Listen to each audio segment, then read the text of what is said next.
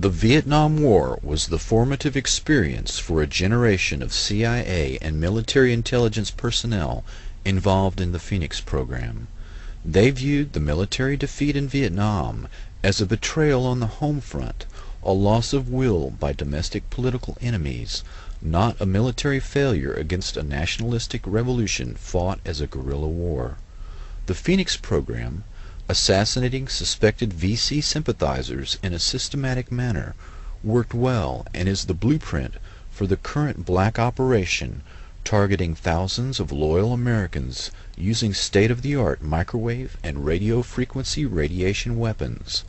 The motivation to suppress domestic dissidents and to assassinate loyal American opposition stems from the perception of dissent against the war as treason.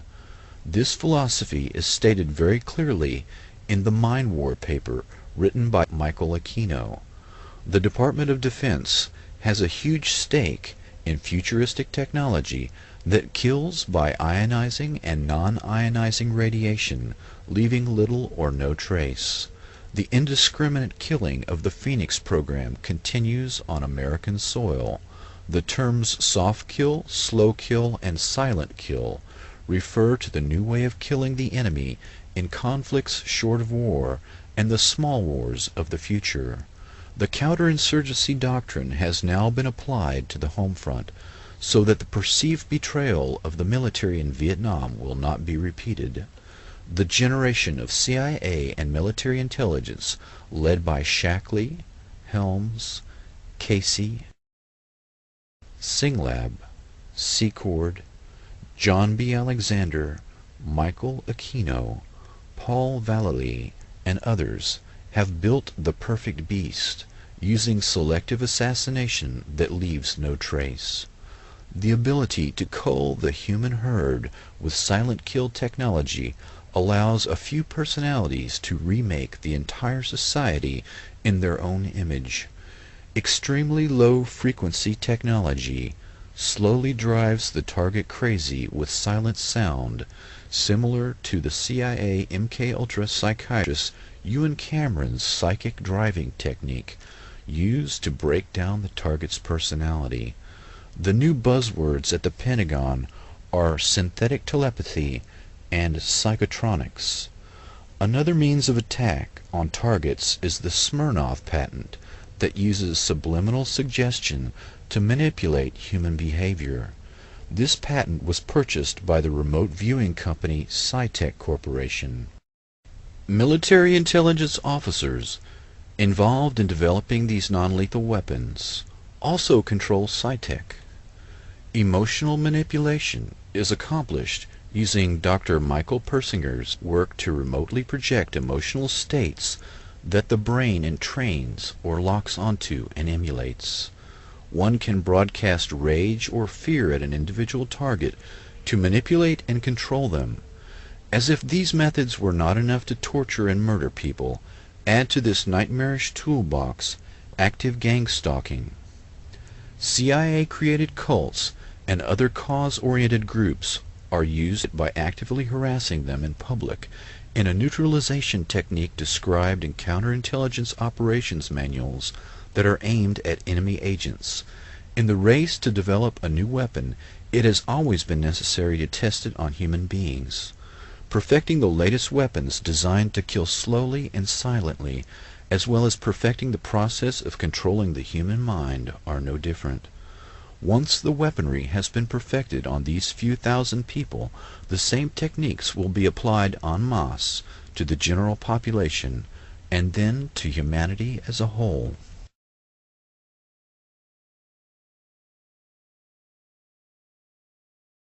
MKUltra was the secret CIA crash program to develop techniques to control the human mind. By the end of the Korean War, 70% of the 7,000 U.S. prisoners of war had signed confessions, 15% cooperated fully, and only 5% steadfastly refused confession or indoctrination. Professors Wolf and Hinkle submitted a secret report to Director of Central Intelligence Alan Dulles about communist methods of brainwashing that was the definitive work on the subject in 1953. It stated that no drugs or machines were used. Intense psychological pressure and human weakness were the key, beginning with solitary confinement. Guards constantly reminded the prisoner that he was totally cut off from outside support, ordered him to stand for long periods, dictated the positions allowed for sleep, waking him if he moved while sleeping, banned all outside stimuli such as books, conversation, or news of the outside world. After 4 to 6 weeks the prisoner would break down. Quote, "He weeps, he mutters, and prays aloud in his cell." At this stage the interrogation began in a special room. The guard told him that he knew his own crimes all too well. The prisoner is in the position of trying to prove his innocence to he knew not what. The interrogator and the prisoner bond in their shared ransacking of the captive's soul. As the interrogation proceeded, the prisoner realized that he could only end his ordeal with a full confession. Quote, "The prisoner feels that something must be done to end this. He must find a way out." According to a KGB man, more than 99% of prisoners sign a confession at this stage. Then the subject was either shot or sent to a labor camp after sentencing. Chinese techniques would move on to re-education of prisoners by moving them into a group cell for political indoctrination, incessant study of Marx and Mao, lectures and self-criticism led to political conversion by group pressure. Prisoners demonstrated their commitment by ferociously attacking any deviations. Constant intimacy with prisoners who reviled him for his resistance pushed the prisoner beyond his emotional endurance. As the prisoner conformed, his cellmates gave increased acceptance and esteem, which reinforced his commitment to the party, for he learned that only his acceptance allowed him to live successfully in the cell. In contrast, the American mind control effort was a mini Manhattan Project, with the conviction that the keys to brainwashing lay in technology. The agency's brainwashing experts gravitated to people in the mold of the brilliant and sometimes mad scientists, obsessed by the wonders of the brain. In 1953, CIA officer Richard Helms chose Dr. Sidney Gottlieb to run the technical service staff. The TSS, through the Office of Research and Development, was given the job of developing poisons to assassinate political opponents, truth serum drugs for interrogating spies, and hypnotic techniques to create unwitting double agents, couriers, and robot assassins. Dr. Gottlieb used Nazi scientists and their state-of-the-art mind control techniques that had been perfected in concentration camps using victims of the Holocaust. General Dwight D. Eisenhower gave his personal approval to exploit the work and research of the Nazis in the death camps. The German doctors were brought to the U.S. and went to work for Project Paperclip. These men were insulated against war crimes charges. The Nuremberg prosecutors were shocked that the U.S. authorities were using German doctors despite their criminal past.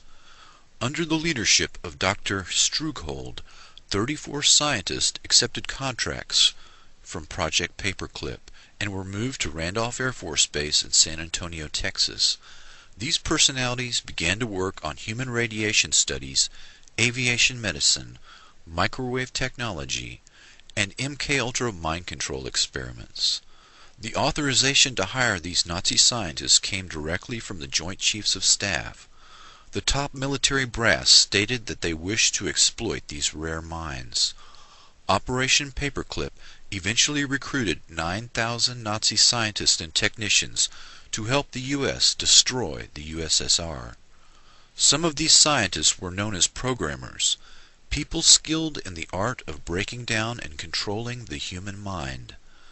Dr. Joseph Mengele and others experimented extensively with children and adults using mescaline, electroshock therapy, hypnosis, sensory deprivation, torture, rape, starvation, and trauma bonding in an effort to control the human mind. Dr. Mengele was so successful using the technique of trauma bonding that survivors today still exhibit a profound affection for their torturer, referring to Mengele as Beautiful Joseph. Dr. L. Wilson Green was a Jewish doctor who the Nazis coerced to participate in their experiments at Auschwitz. This individual, whose code name was Dr. Green, came to the U.S. after World War II and began to experiment on adults and children for the military and CIA.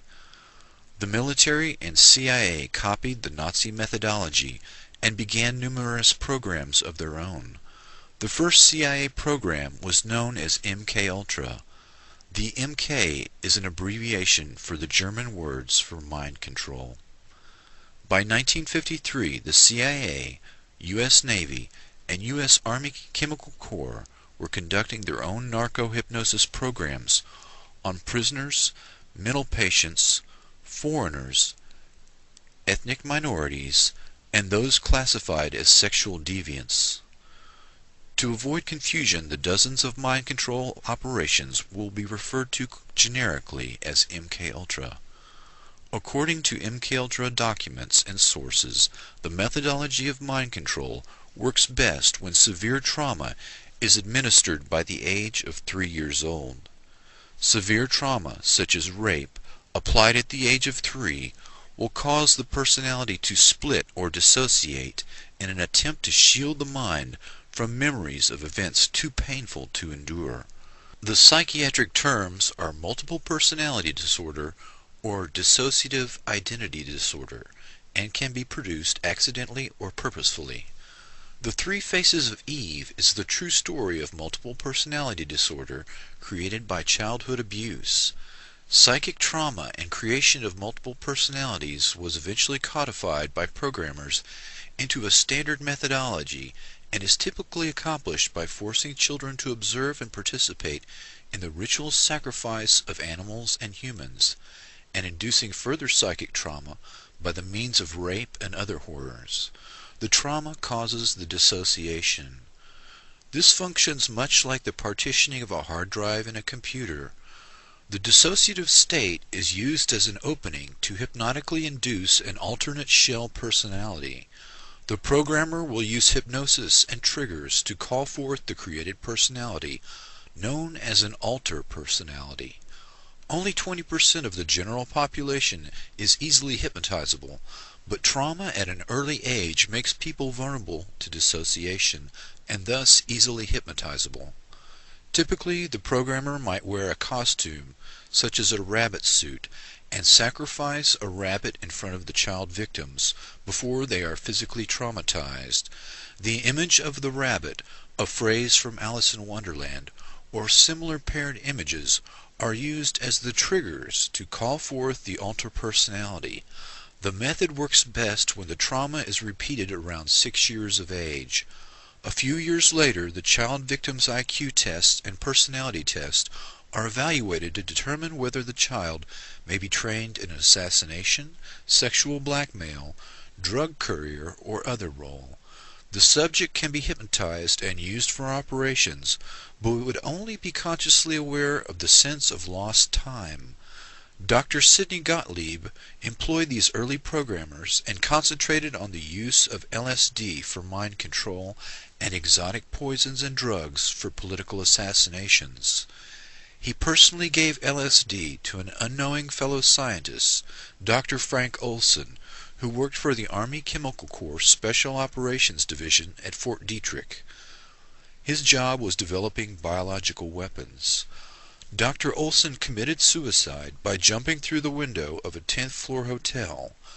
Dr. Gottlieb concealed his actions, and the Olson family was unaware of the cause of his suicide until 27 years later, when the facts emerged during a congressional hearing on CIA abuses. The link between Gottlieb and Olson illustrates how the different elements of biological and chemical weapons, radiation testing, and MKUltra were all intertwined. Dr. Ewan Cameron was president of the American and Canadian Psychiatric Associations. He ran the Allen Memorial Institute, which was founded in 1943 with funds from the Rockefeller Foundation. Nazi paperclip scientists made their way into the CIA and military-sponsored mind control programs here in the United States and Canada. Some of these scientists were friends of Dr. Cameron. Money for Cameron's operation came from the CIA and was funneled through the Cornell Society for the Investigation of Human Ecology. The systematic annihilation or depatterning of a subject's mind and memory was accomplished with overdoses of LSD, barbiturate sleep for 65 days at a time, and electroshock therapy at 75 times the recommended dosage.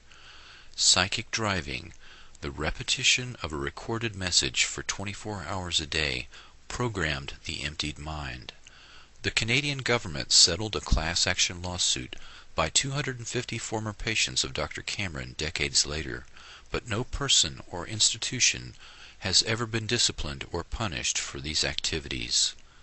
Linda MacDonald was 25 years old in 1963 when Dr. Cameron treated her for mild postpartum depression.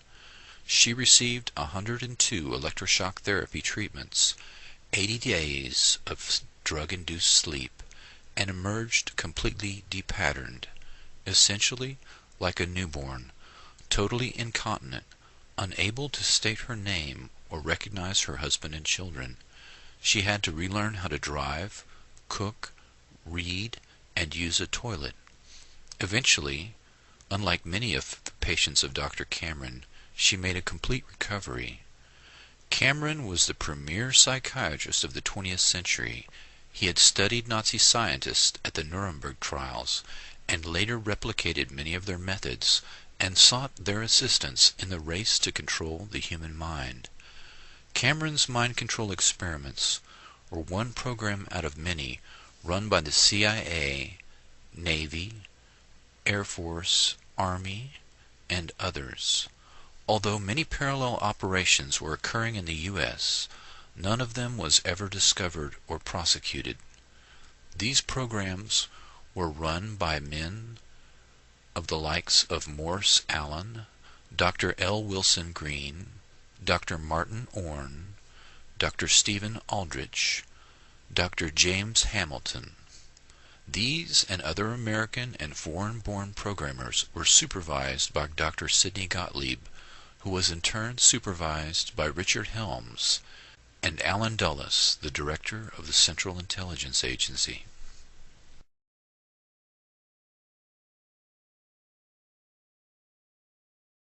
I was tired, I was depressed, my back was hurting. And so he said to the children's father, why don't you go to Montreal and visit this Dr. Ewan Cameron, this famous man who has all of these accolades, and have an assessment. So we went. My medical file even says that I took my guitar with me. And that was the end of my life. Within 3 weeks, Dr. Cameron decided to call me an acute schizophrenic and ship me up to the sleep room. I was in a coma for 86 days. 86 days of unbroken sleep. Yeah. Total comatose state. I had to be toilet trained. I was a vegetable. I had no identity. I had no memory. I'd never existed in the world before. Like a baby. Just like a baby that has to be toilet trained. Pictures, and I know who that is, who they are, but I don't remember them as my children at all. I mean, I know that they came from my body, but there's no, that's all. I don't know, and that's because I was told that. So these are my children.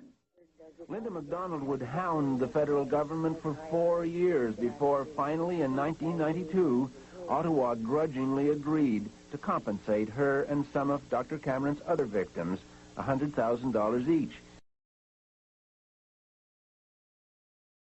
Richard Helms ran the Dirty Tricks Department after the Bay of Pigs and became Director of Central Intelligence in 1966. He destroyed the archive on MKUltra when he left in 1972 and successfully covered up the crimes of MKUltra. Helms was a product of the Eastern Establishment. His grandfather was president of the Federal Reserve. Helms, like Gottlieb, was a Machiavellian character who used paperclip scientists and would stop at nothing to win. He advocated low-intensity warfare, transmitting strategic subliminal messages to the brains of enemy populations, and the use of high frequencies to affect memory and the unconscious mind. In 1964, he wrote a memo to the Warren Commission where he mentions biological radio communication.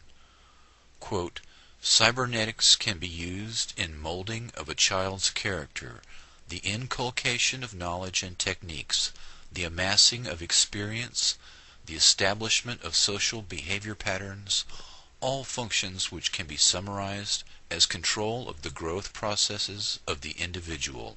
In 1953, MKUltra relied on LSD, but by the 1960s the emphasis had changed to biological radio communication. MKUltra had 149 sub-projects that encompassed nearly every aspect of human behavior and social science. In the 1977 Senate hearings, former CIA Director Admiral Stansfield Turner stated that the program took place at 80 institutions, including 44 universities, 15 private companies, 12 hospitals, and 3 prisons. MKUltra Subproject 119 was the foundation of all non-lethal weapons programs currently active and included a summary of 5 areas, one of which is entitled Techniques of Activation of the Human Organism by Remote Electronic Means.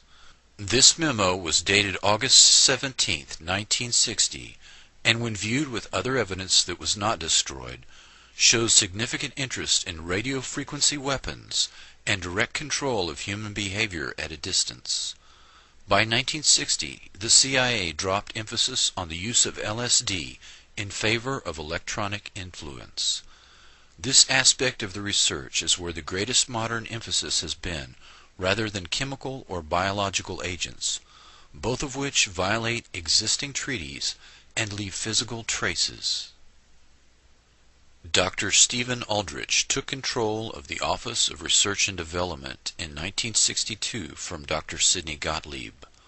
Aldrich started Operation Often, an investigation into the occult with the help of Houston sorceress Sybil Leek. CIA behaviorists carefully studied every aspect of the occult underground. The Scientific Engineering Institute, SEI, was a CIA cutout that had been set up in 1956 to study radar. In 1962, SEI set up a lab to study the effects of electrodes deep in the brain.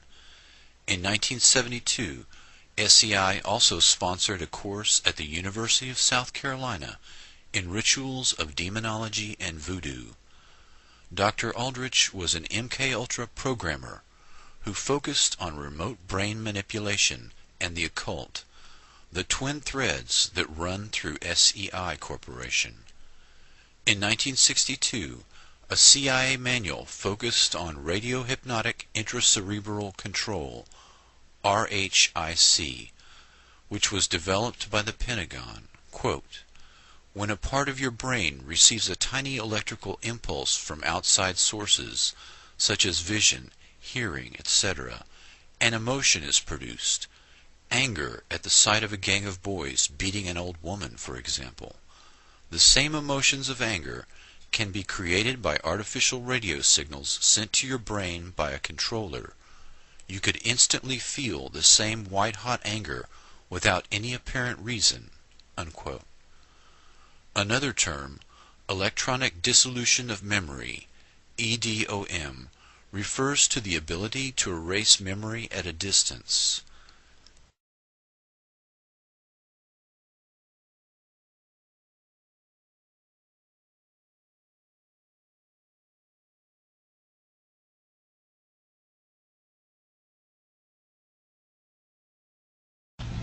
I'm Christy Nicola, born July of 1962, rendering me 32 years of age. I was a subject in radiation as well as mind control and drug experiments performed by a man I knew as Dr. Green. I was a subject from 1966 to 1976. Dr. Green performed radiation experiments on me in 1970, focusing on my neck, throat, and chest, 1972 focusing on my chest and my uterus in 1975. Each time I became dizzy, nauseous, and threw up. All these experiments were performed on me in conjunction with mind control techniques and drugs in Tucson, Arizona. Dr. Green was using me mostly as a mind control subject from 1966 to 1973. His objective was to gain control of my mind and train me to be a spy assassin. I was in what looked like a laboratory, and there seemed to be other children.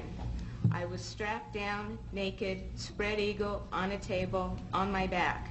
Dr. Green had electrodes on my body, including my head. He used what looked like an overhead projector and repeatedly said he was burning different images into my brain while a red light flashed aimed at my forehead. In between each sequence, he used electric shock on my body and told me to go deeper and deeper, while repeating each image would go deeper into my brain, and I would do whatever he told me to do. I felt drugged because he had given me a shot before he started the procedure. When it was over, he gave me another shot. The next thing I remember, I was with my grandparents again in Tucson, Arizona. I was 4 years old. You can see from this experiment that Dr. Green used trauma, drugs, post-hypnotic suggestion, and more trauma in an effort to gain total control of my mind. He used me in radiation experiments both for the purposes of determining the effects of radiation on various parts of my body and to terrorize me as an additional trauma in the mind control experiments. The rest of the experiments took place in Tucson, Arizona, out in the desert. I was taught how to pick locks, be secretive, use my photographic memory, and a technique to withhold information by repeating numbers to myself. Dr. Green moved on to wanting me to kill dolls that looked like real children. I stabbed a doll with a spear once after being severely traumatized, but the next time I refused. He used many pain induction techniques, but as I got older, I resisted more and more. He often tied me down in a cage, which was near his office. Between 1972 and 1976, he and his assistants were sometimes careless and left the cage unlocked. Whenever physically possible, I snuck into his office and found files with reports and memos addressed to CIA and military personnel.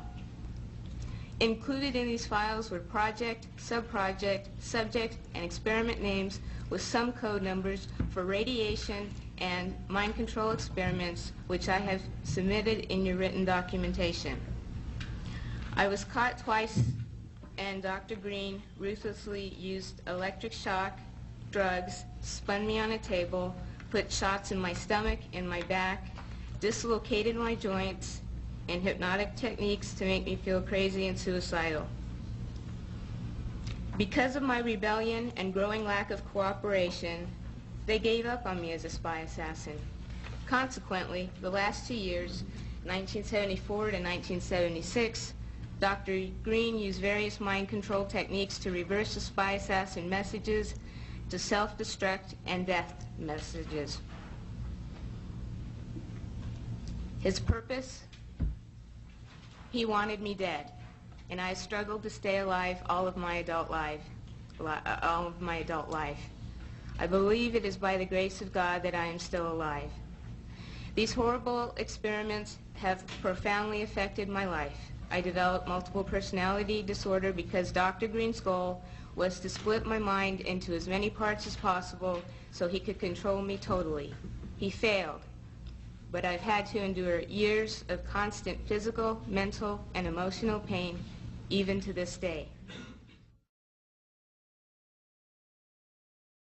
Between the years of 1957 and 1984, I became a pawn in a government scheme whose ultimate goal was mind control and to create the perfect spy, all through the use of chemicals, radiation, drugs, hypnosis, electric shock, isolation in tubs of water, sleep deprivation, bone washing, verbal, physical, emotional, and sexual abuse. I was exploited unwittingly for nearly 3 decades of my life, and the only explanations given to me were that, quote, the end justifies the means, and, quote, I was serving my country in their bold effort to fight communism. I can only summarize my circumstances by saying they took an already abused 7-year-old child and compounded my suffering beyond belief. The saddest part is, I know for a fact that I was not alone. There were countless other children in my same situation, and there was no one to help us until now. Dr. L. Wilson Green, who claimed to have received $50 million from the Edgewood Chemical and Radiology Laboratory as part of the TSD, or Technical Science Division of the CIA, once described to Dr. Charles Brown that, quote, children were used as subjects because they were more fun to work with and cheaper, too. They needed lower profile subjects than soldiers or government people, so only young, willing females would do. Besides, he said, I like scaring them. They in the agency think I'm a god, creating subjects and experiments for whatever deviant purposes Sid and James can think up. Sid being Dr. Sidney Gottlieb, James, Dr. James Hamilton. In 1958, I was to be tested, they told me, by some important doctors from the society, or the Human Ecology Society, and I was instructed to cooperate. I was told not to look at anyone's faces and not try hard not to ignore any names, as this was a very secret project.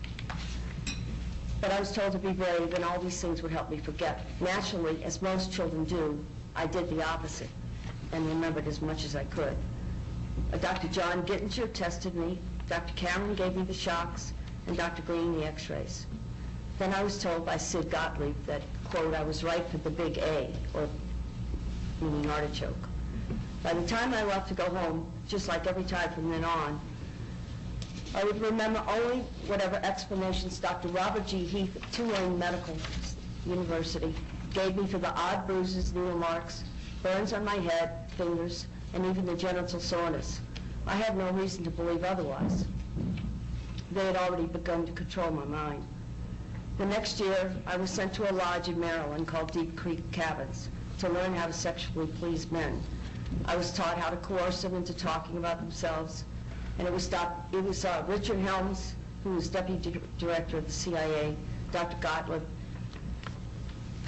Captain George White, Morris Allen, who all planned on filming as many high government agency officials and heads of academic institutions and foundations as possible, so that later when the funding for mind control and radiation started to dwindle, projects would continue.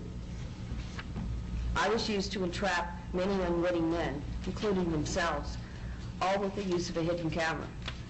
I was only 9 years old when this sexual humiliation began.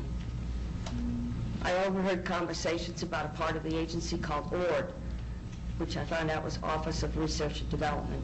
It was run by Dr. Green, Dr. Stephen Aldrich, Martin Orne, and Morris Allen.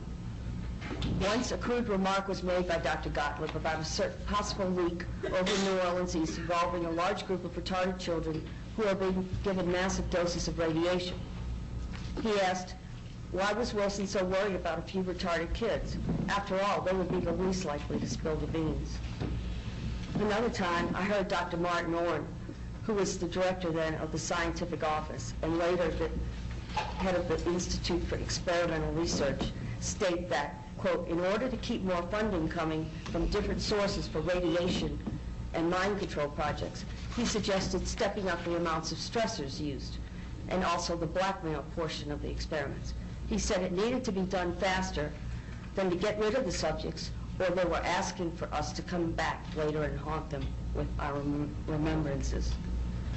I've already submitted as much information as possible, including conversations overheard of the people, agencies responsible. I'm able to report all this to you in such detail because of my photographic memory and the arrogance of the doctors, the arrogance of the people involved. They were certain they would always control my mind. Although the process of recalling these atrocities is not an easy one, nor is it without some danger to myself and my family, I feel the risk is worth taking.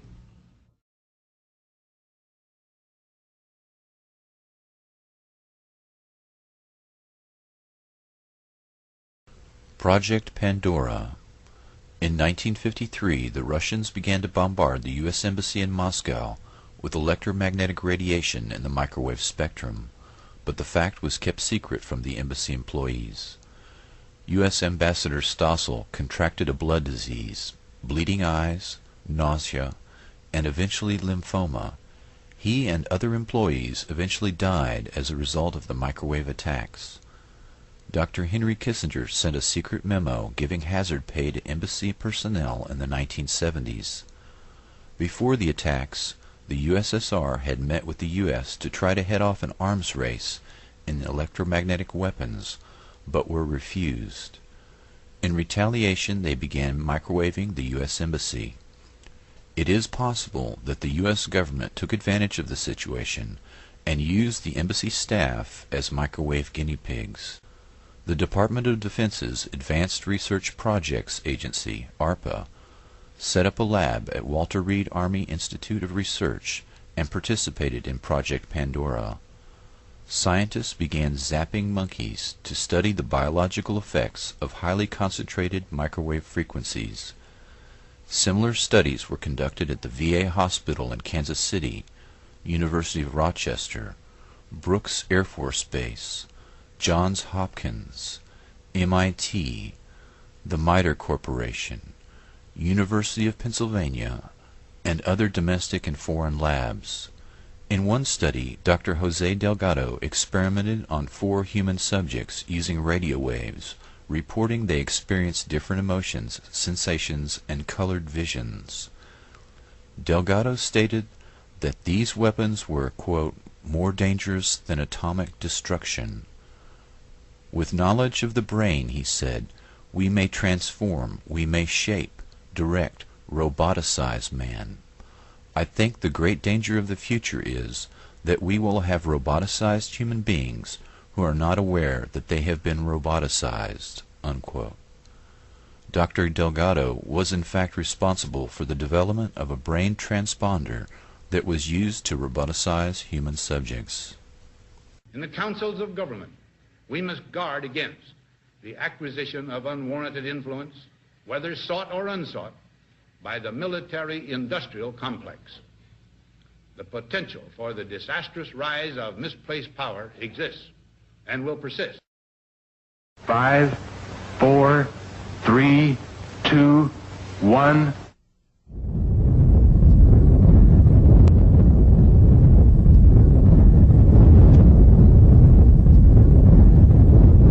In the dead silence of the morning, at 5:29:45 Mountain War time, the Jornada del Muerto was bathed in an intense flash of a light that man had only seen from the stars.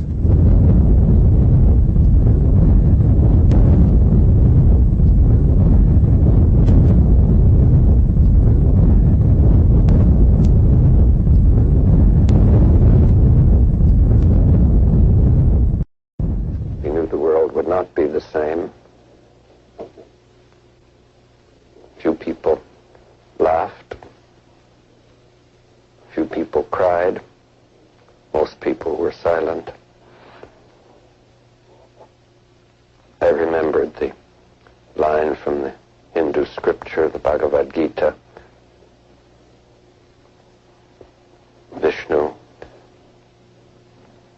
is trying to persuade the prince that he should do his duty, and to impress him takes on his multi-armed form and says, now I am become death, the destroyer of worlds. I suppose we all thought that one way or another.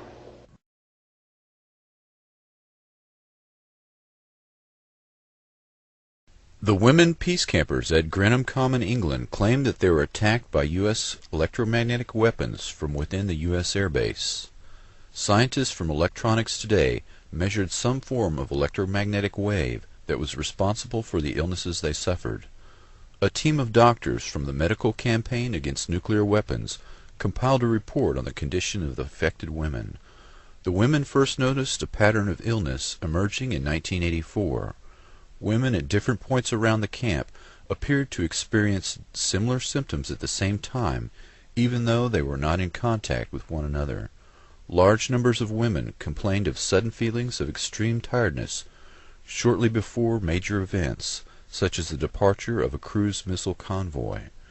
Readings taken with a wide-range signal strength meter showed marked increases in the background signal level near one of the women's camps at the time they claimed to be experiencing ill effects, including vertigo, retinal bleeding, burnt face even at night, nausea, sleep disturbances, palpitations, loss of concentration, loss of memory, disorientation, severe headaches, temporary paralysis, faulty speech coordination, irritability, and a sense of panic in non-panic situations, and in one case, a circulatory failure that required emergency treatment.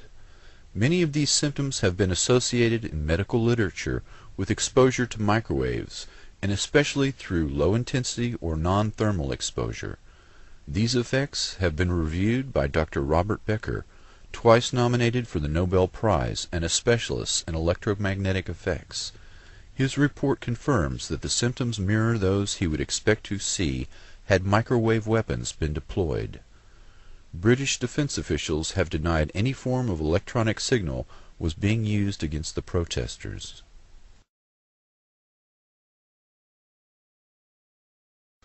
The Department of Justice Electromagnetic Weapons Program.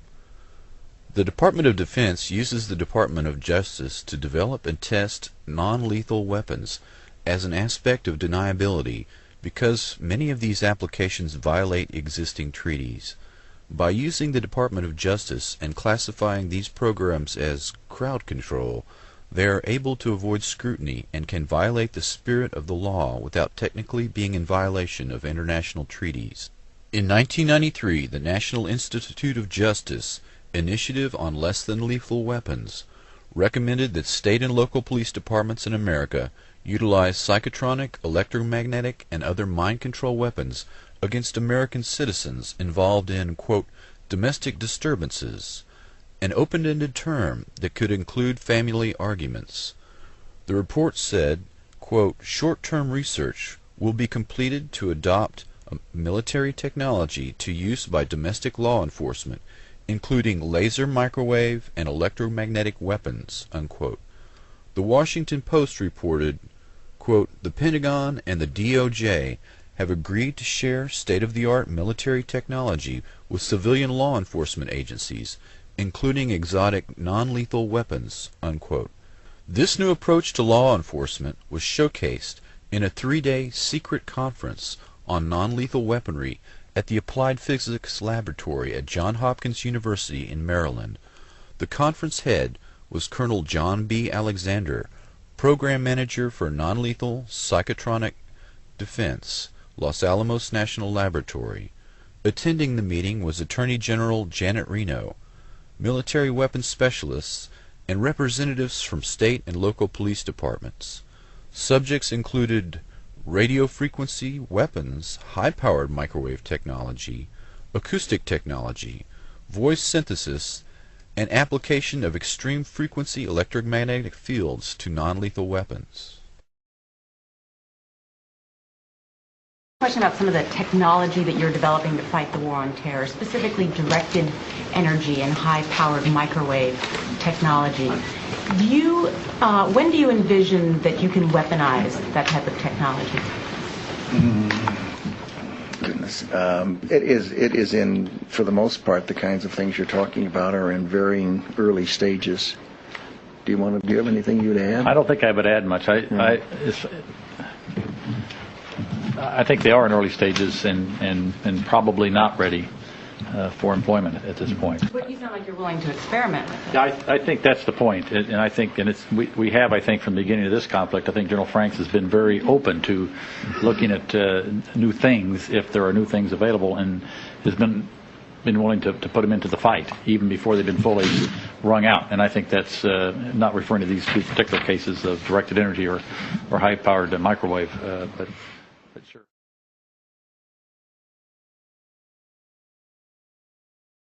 Just the head was burned, and the other parts of the bodies wasn't anything that happened on it.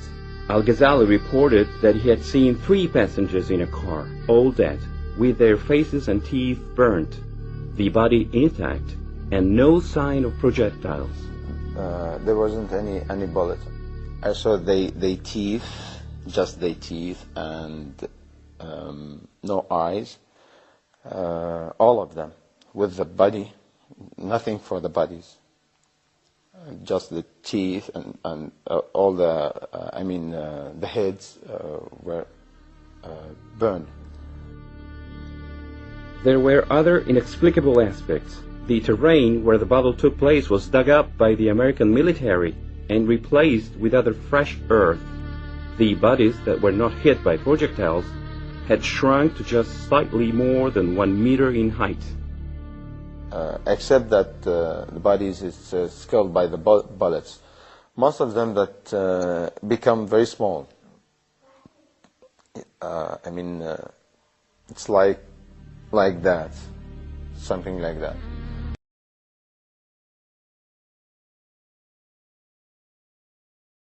Talk with the colleague Dr. Saad Al-Faluji, which is the chief surgeon in that hospital.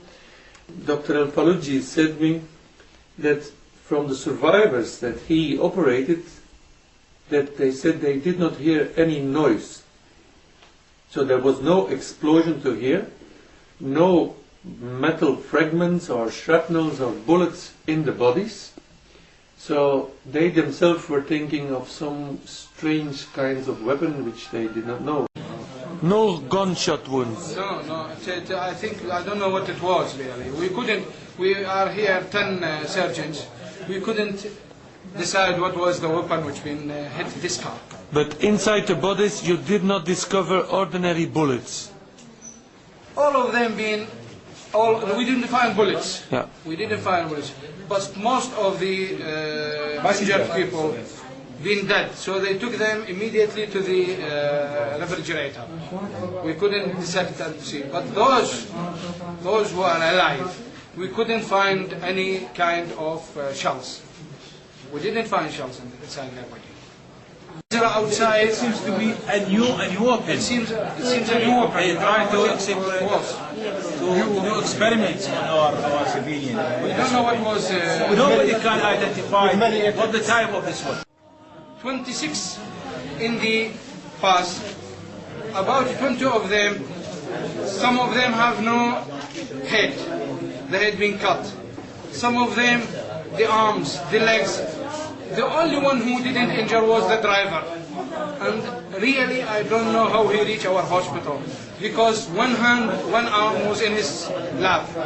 One head beside him. It was a very, very strange, horrible thing.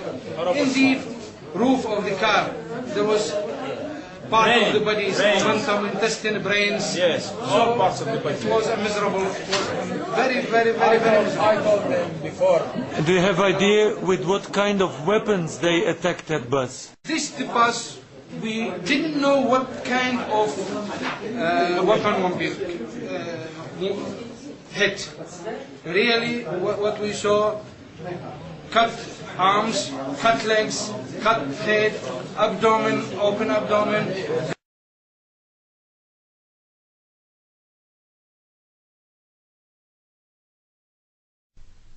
Intelligence agencies have infiltrated and created some satanic groups, with the resurgence of these groups beginning in 1966, particularly with the birth of the Church of Satan, founded by Anton LaVey.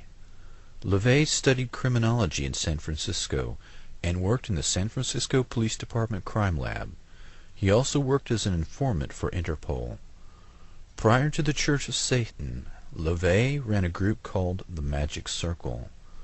LaVey's most famous associate is the National Security Agency General Michael Aquino. At the time of his membership in LaVey's group, Aquino was an Army specialist in intelligence and psychological warfare. In 1973, he became the executive officer of the 306th Psychological Operations Battalion, contemporary with his founding of the Church of Set. General Michael Aquino wrote, "From PSYOP to Mind War, the Psychology of Victory." Aquino's thesis stated that enemy populations could be subdued by inflicting a state of psychological terror and feelings of imminent destruction. He discusses the use of psychotronic weapons or electromagnetic weapons that influence the mind. Capitulation could be induced without firing a shot by extremely low frequency signals piggybacked on broadcasts of radio, TV, or microwave communications in order to influence and manipulate the thoughts and feelings of the target population. During the 1960s, he was prominent in the Church of Satan and a close friend of Anton LaVey until he started his own Church of Set. A police intelligence report dated July 1st, 1981 reads, quote, "The Church of Set is a group of hundreds of members that operates on a national level. Michael Aquino is the official head and rules through a council of 9 who are in fact his lieutenants," unquote. At least 2 members of the Council of 9 at that time were members of Army intelligence.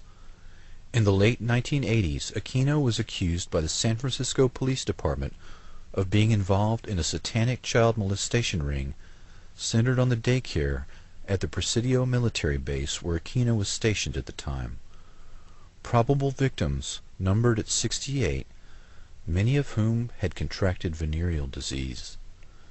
22 families filed $66 million in claims against the Army, claiming that criminal charges against Michael Aquino were dropped due to pressure from the Army. General Aquino admitted to renting the German castle where the Nazi SS were formed and reenacting the secret ceremony among fellow intelligence officers dressed in full Nazi regalia. General Aquino is now the highest-ranking officer in the National Security Agency, along with General Black and General Hayden. It is important to remember that General Aquino is first and foremost a military intelligence officer with over 40 years' experience in counterinsurgency operations and an expert in psychological warfare. General Aquino's psychological warfare campaign has started or infiltrated cults and other closed systems as part of a concerted effort to control large numbers of people and to destabilize the centers of constitutional and legal authority both here in the United States and in other nations. This methodology is part of a concerted plan that spans several generations. The Church of Satan and the Church of Set, as well as other cults and mainstream organizations, are closed systems with their own belief systems that are insular and separate from the reality that most people take for granted. These closed systems allow large numbers of people to be manipulated into performing antisocial acts that most members of the greater society would not contemplate. Aquino first participated in MKUltra-related activities in Vietnam as part of the Phoenix program in the 1960s. These ongoing MKUltra operations are functioning as a counterinsurgency and infiltration operation aimed at destabilizing the United States and other industrialized nations.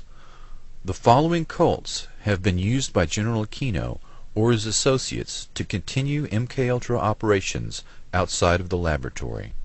The mass suicides at Jonestown of 890 people had similar threads, a cult with sinister connections. Jim Jones, who had connections to the CIA, set up his utopian experiment on the same land the CIA had used to train mercenaries to fight in Angola. According to investigators, the Jonestown experiment was conceived of by Dr. Lawrence Laird Layton, staffed by him and financed by Layton.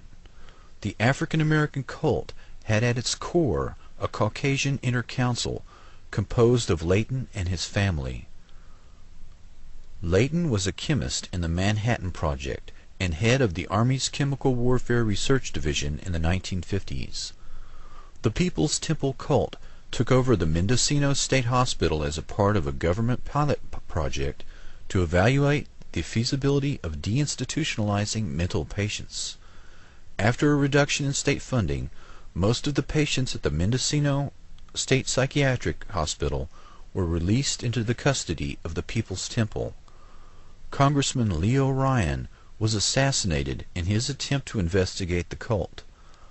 The pathologist in Guyana reported 80 to 90% of the victims' bodies had fresh needle marks. Other victims had been shot or strangled.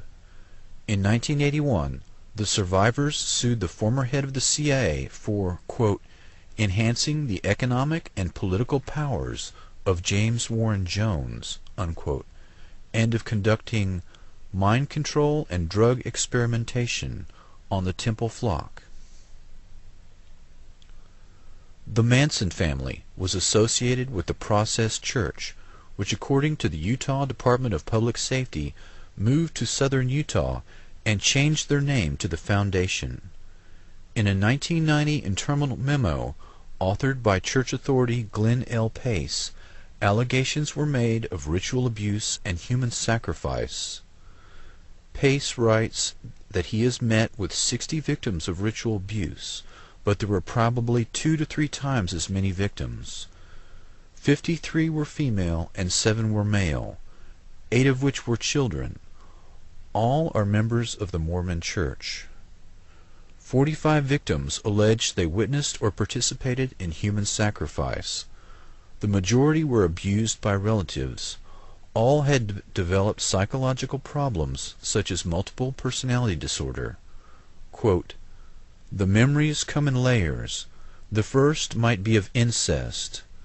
Another layer might well be the memory of seeing people hurt or even killed. Then they remember having seen babies killed. Another layer is realizing that they participated in the sacrifices. One of the most painful memories may be that they even sacrificed their own baby. I have only seen those coming forth to get help. They are in their 20s and 30s for the most part. I can only assume that it is expanding geometrically, and am horrified by the numbers represented by the generation who are now children and teenagers." Unquote. Dr. Joseph Mengele found that trauma bonding and mind control work best when the victim is forced to kill someone they love, usually a twin. The Franklin conspiracy refers to a sexual blackmail operation and savings and loan fraud that began in Omaha, Nebraska in the early 1980s. Larry King, a 300-pound pedophile, operated a national child prostitution network that catered to wealthy patrons and Republican Party insiders. King was one of the fastest rising stars in the Republican Party. He sang the national anthem at the Republican Convention in 1984 and 1988. King and his associates defrauded Franklin's Savings and Loan of $40 million and used the residents of Boys Town and other children to videotape powerful and influential men and women engaged in sex acts with minors. These blackmail operations took place during fundraising parties for the Republican Party. Those involved stayed late for the after party that included drugs and sex with minors. The strategy of early MKUltra was to use sexual blackmail operations that targeted political figures in order to ensure continued funding from legislators. Victims who came forward testified that King and his associates performed satanic rituals and human sacrifices. Many of the children who came forward with their stories have since been murdered or imprisoned. The most prominent and vocal victim has been held in solitary confinement longer than any other person in Nebraska history.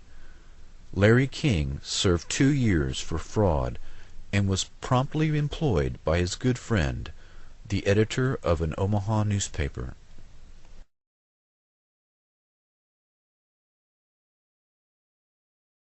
The Unification Church of Reverend Sung Myung Moon had close connections to the KCA, the Korean Central Intelligence Agency, since its creation by the U.S. Central Intelligence Agency.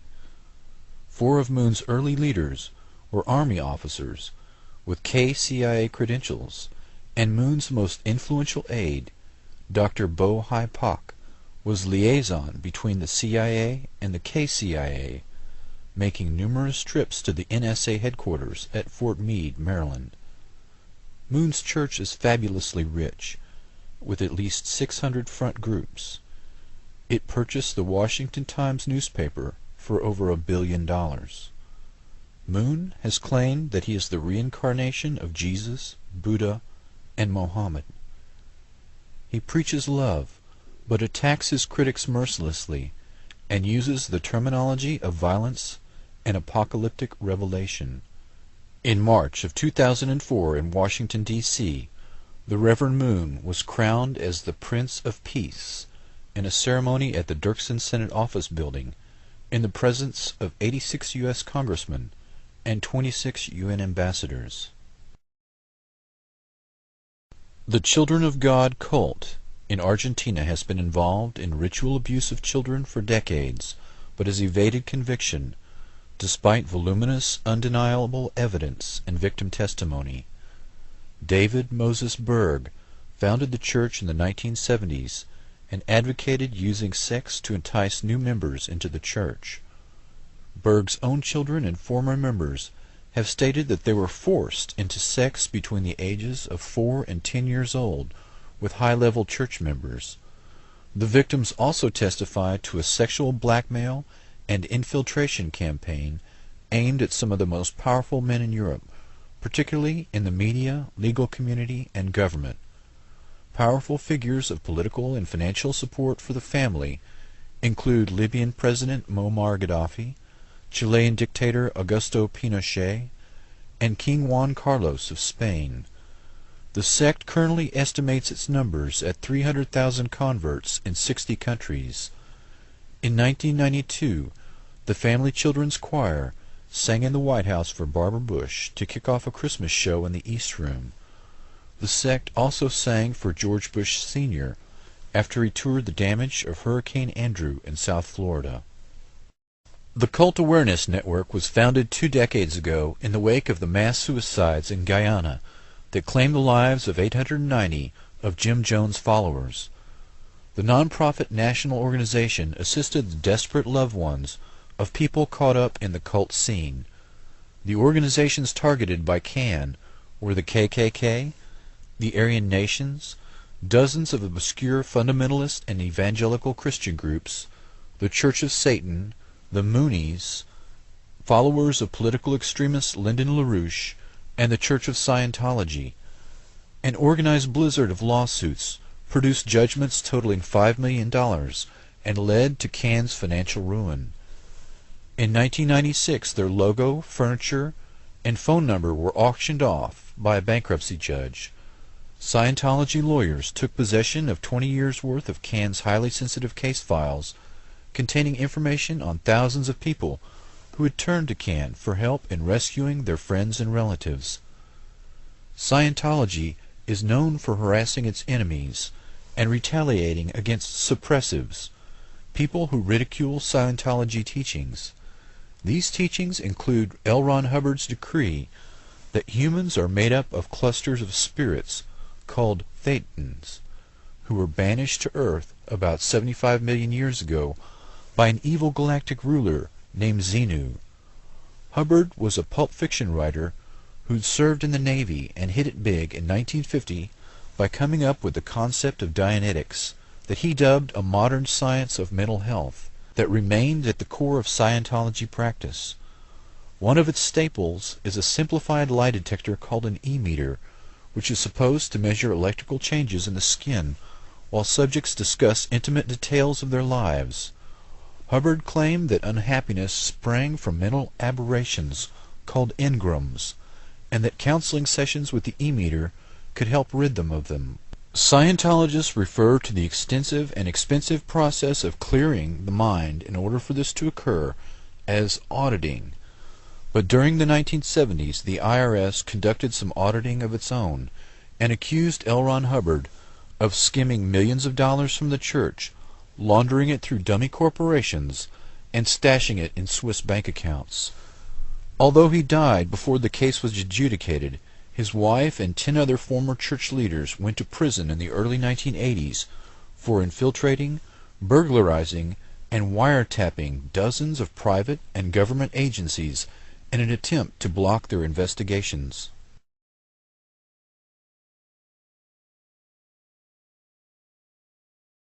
The majority of Masons join and undergo rituals and rites that seem to have no meaning